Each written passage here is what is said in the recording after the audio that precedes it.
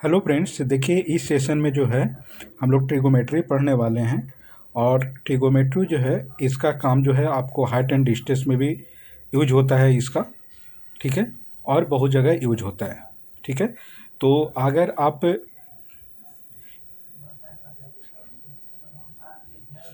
UPSC, CSAT, bank, railway, SSC किसी का exam देना चाह रहे हैं या उसका तैयारी कर रहे हैं तो उसके लिए इम्पोर्टेंट है। और जो है अगर किसी बोर्ड का एग्ज़ाम है, जैसे 10th में पढ़ने था, बेसिक है, तो मैं वहाँ से लेकर के आपको, अगर आप नहीं पढ़े होंगे 10th में या समझ में नहीं आएगा तो वो सभी सारी चीज़ एग्ज़ाम में आपको अभी जो है सारे समझ में आएंगे। मैं बेसिक से पढ़ाऊँगा। ठीक है, तो अगर आपको अच्छा लगे तो चैनल को सब्सक्राइब कीजिएगा, शेयर कीजिएगा, लाइक कीजिए और कमेंट कीजिए। ठीक है, तो चलिए स्टार्ट करते हैं इस सेशन को।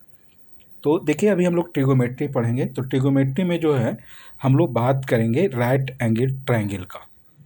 ठीक है, तो राइट एंगल ट्रायंगल क्या होता है कि इसमें जो है एक कोण जो है 90 डिग्री होता है और दो कोण जो है 90 डिग्री से कम होते हैं, क्योंकि टोटल जो है ट्रायंगल की मान कितनी होती है, 180 डिग्री।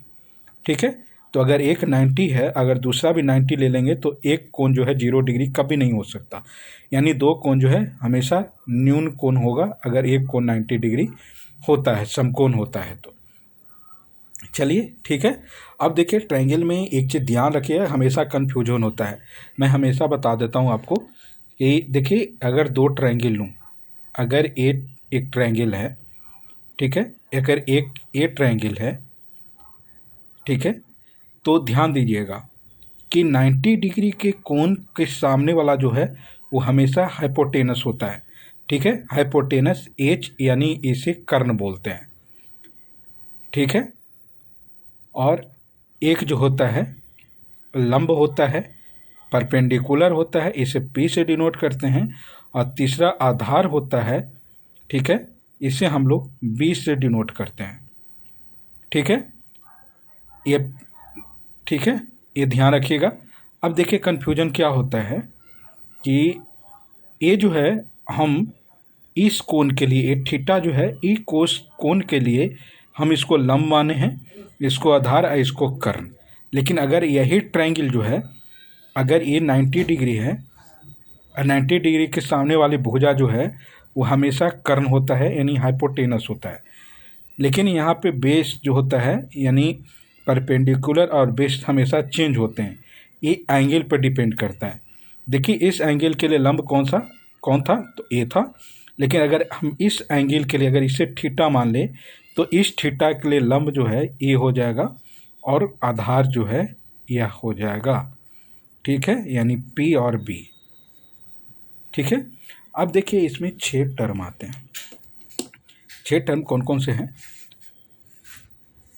तो देखिए आते हैं, सबसे पहले आते हैं साइन थीटा, कॉस थीटा और टैन थीटा। ठीक है, उसके बाद है कॉसेक थीटा, सेक थीटा और कॉट थीटा। ठीक है, तो ये 6 टर्म है। अब ये इस 6 टर्म को कैसे याद रखेंगे, कैसे क्या करेंगे, हम आपको बताते हैं। जैसे साइन थीटा है, तो साइन थीटा का फॉर्मूला क्या होता नहीं है, देखिए याद कर लीजिए, आप ध्यान रखिएगा, एक दो बार ध्यान दीजिएगा तो हो जाएगा। देखिए हम ऐसे मेनली इस थीटा की बात करते हैं। जैसे देखिए ए थीटा ले लें, ये 90 डिग्री है और ए हाइपोटेनस है, ये बेस है और ये परपेंडिकुलर है। अगर इस थीटा की बात करें तो साइन थीटा बराबर क्या हो जाएगा, पी बटा एच होगा। ठीक है, साइन थीटा क्या हो जाएगा, पी बटा एच हो जाएगा। अगर वही आपको कॉस थीटा की बात करें, ठीक है, कॉस थीटा की बात करें तो बी बटा एच। देखिए पी बटा एच हो गया, बी बटा एच हो गया। अगर वही टेन थीटा की बात करें तो पी बटा बी होता है। अब यहाँ पे ध्यान रखिएगा कि साइन थीटा का जस्ट उल्टा जो है साइन थीटा का जस्ट उल्टा कॉसेक थीटा होता है, यानी एच बटा पी हो जाएगा। कॉस थीटा के उल्टा जस्ट जो होता है सेक थीटा होता है यानी एच बटा बी हो जाएगा, और tan थीटा का जस्ट उल्टा जो है cot थीटा होता है यानी बी बटा पी। अब ये यहाँ पे ध्यान दीजिएगा, रिलेशन हमेशा याद रखिएगा। जैसे sign theta into cosec theta बराबर 1 होगा।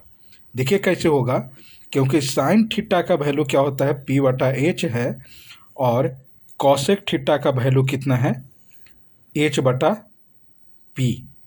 देखिए कट जाएगा, ए से एच और पी से पी कितना आया, 1। तो हमेशा याद रखिएगा sine theta into cosec theta बराबर 1, पहला हो गया। दूसरा है cos theta into sec theta बराबर 1।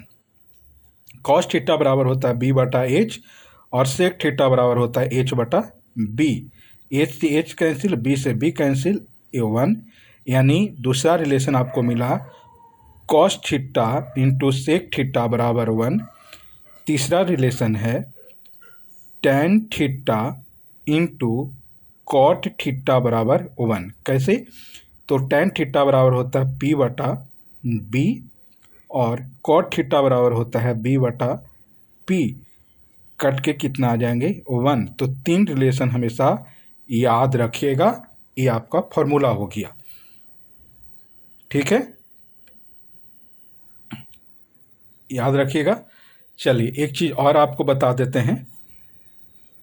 ठीक है, देखिए अगर आपको दिक्कत होता है कहीं समझने में तो आप कमेंट में बता सकते हैं, फिर मैं अगला सेशन में जो है उस रिलेटेड वीडियो बना दूंगा। ठीक है, चलिए नेक्स्ट देखते हैं। नेक्स्ट में है, अगर देखिए एक चीज रिलेशन है कि P square plus B square equal to H square, यानी लंब का स्क्वायर प्लस बेस यानी आधार का स्क्वायर प्लस हाइपोटेनस यानी कर्ण का आधार।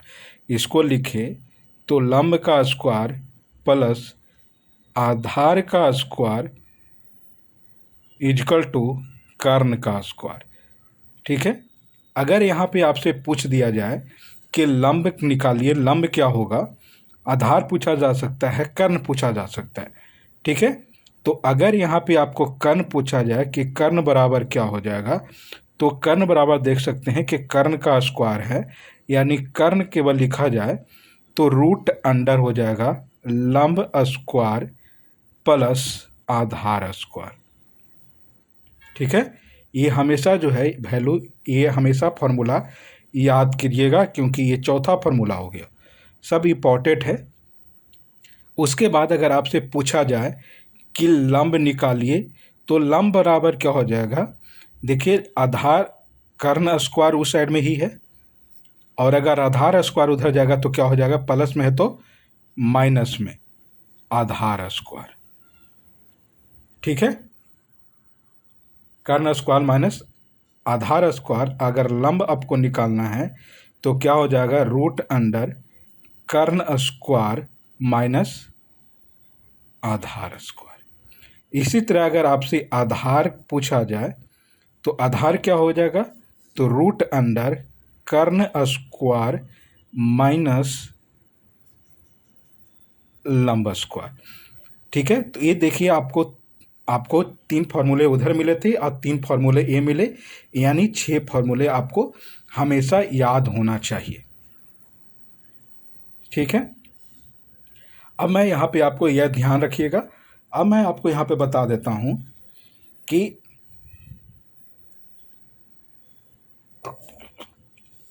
अगर आपको फॉर्मूला याद हो तो थोड़ा रिमाइंड कीजिएगा। साइन थीटा बराबर क्या होते हैं, साइन थीटा बराबर होते हैं पी बटा एच। कॉस थीटा बराबर क्या होते हैं, बी बटा एच। टैन थीटा बराबर क्या होते हैं, पी बटा बी। अगर देखिए अभी यहीं पर से मैं बता देता हूं, अगर आपको देखिएगा कि फॉर्मूला होता है एक, याद देखिए, sine square theta plus cos square theta equal to 1। ये हमेशा याद रखिएगा। मैं बता देता हूँ कैसे याद है, कैसे प्रूफ भी कर देता हूँ। अगर देखिए साइन थीटा बराबर क्या होता है, P बटा H की दी होल स्क्वायर प्लस है, और कॉस स्क्वायर थीटा LH से चलते हैं अगर लेफ्ट हैंड साइड से, ठीक है। तो यहाँ पर देखिए, और कॉस स्क्वायर थीटा बराबर क्या होता है, कॉस थीटा बराबर होता है B बटा H के दी होल स्क्वायर, ठीक है।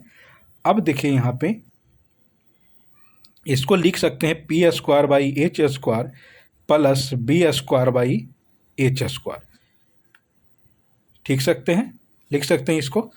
अब देखिए यहाँ पे अगर बेस में अगर कॉमन है तो कॉमन रहते हैं तो क्या हो जाता है, उसका एलसीएम कॉमन है तो सेम रह जाता है, यानी H स्क्वायर रह जाएगा।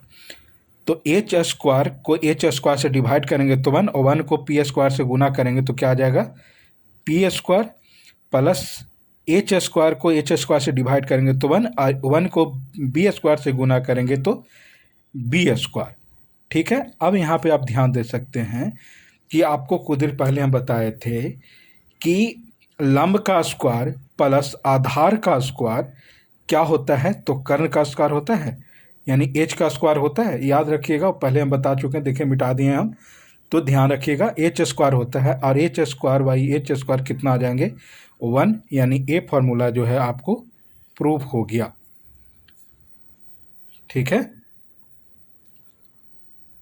ध्यान रहे आपको, ये आपका कितना हो गया, 7वां हो गया फॉर्मूला, ये हमेशा याद रखिएगा, ठीक है।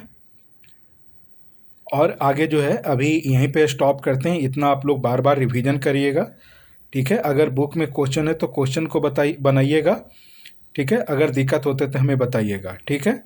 तो यहीं पे रखते हैं, और अगर क्वेश्चन है तो क्वेश्चन आप लोग जरूर बनाइएगा। Thank you for watching, share and subscribe, like also, thank you.